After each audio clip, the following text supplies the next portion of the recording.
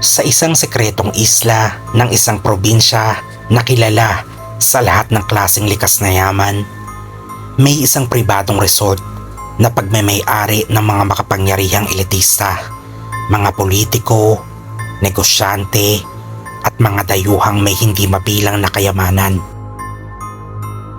Sa labas, isa itong malaparaisong destinasyon para sa piling panauhin.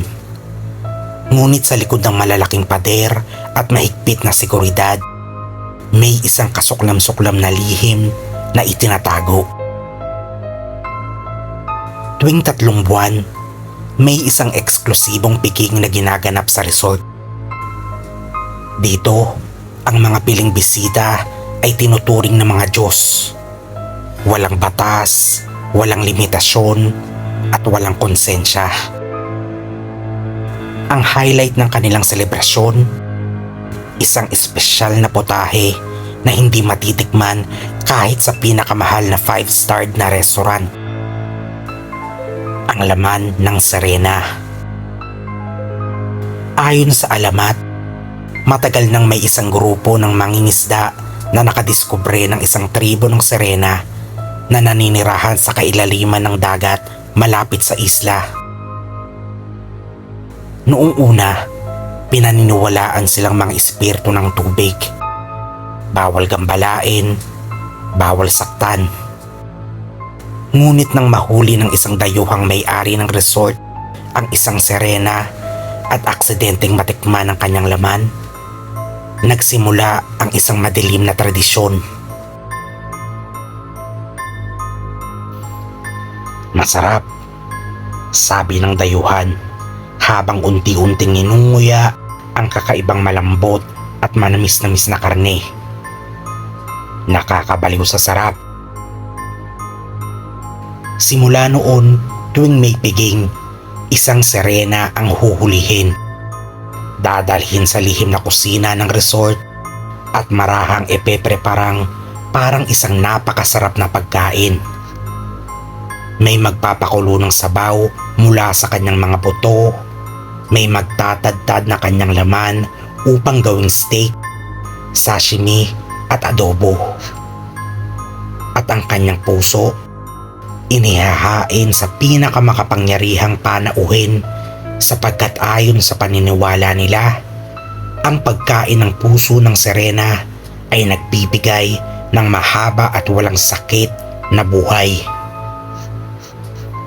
Ngunit sa isang piging, isang kakaibang insidente ang nangyari.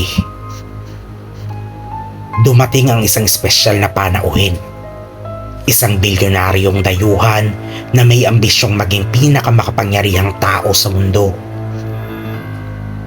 Bilang tanda ng kanyang pagsali sa lihim na samahan, siya mismo ang piniling kakain ng puso ng Serena.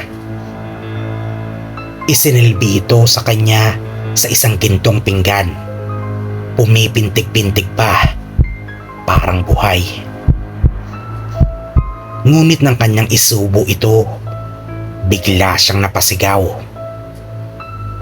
May bumubulong! Nasa ulo ko! Nagpaikot-ikot siya, tila baliw, hanggang sa bumula ang kanyang bibig at lumabas sa kanyang balat ang maliliit na kaliskis. Nagsimula siyang gumapang sa sahig, humahabol ng hininga, at sa huling sigaw niya, nakita nilang ang kanyang mga mata ay naging kasing itim ng dagat sa kalagitnaan ng gabi. Isa-isang nagsigawan ang mga bisita. Ang mga kumain ng karne ng Serena ay nakaramdam ng matinding pangangati, at nang sila'y magkamot, nahulog ang kanilang balat na parang natutuklap na papel. Lumitaw mula sa kanilang mga sugat ang malakaliskis na laman, at ang ilan sa kanila ay nagsimulang humuni ng isang nakakapangilabot na tunog na parang nagmumula sa kailaliman ng dagat. At doon nila napagtanto, ang laman ng Serena ay hindi basta-basta kinakain. Dahil kapag kinain mo ito, magiging isa ka na sa kanila. Mula sa resort, may isang empleyadong nakatakas at naiulat ang insidente. Ngunit walang naniniwala sa kanyang kwento. Ang resort ay mabilis na nagsara.